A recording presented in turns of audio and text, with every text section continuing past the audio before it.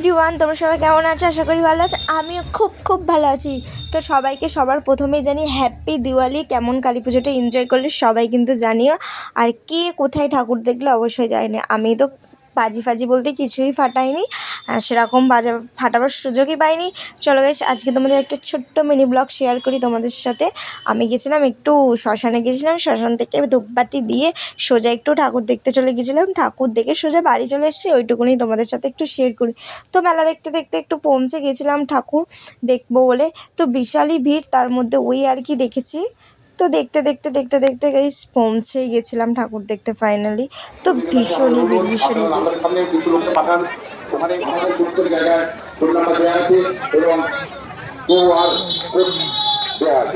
তো ফাইনালি তারপর নিজের একটু বদনটা দেখে একটু ফুচকা খেয়ে একটু লাস্টে খাওয়া দাওয়া করে বাড়ির দিকে রওনা দিয়েছিলাম।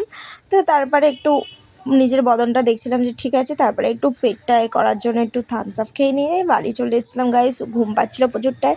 তো গাইস, আজকের মতন ভিডিওটা এটুকুনি। ভালো লাগলে লাইক, কমেন্ট, শেয়ার, বাই।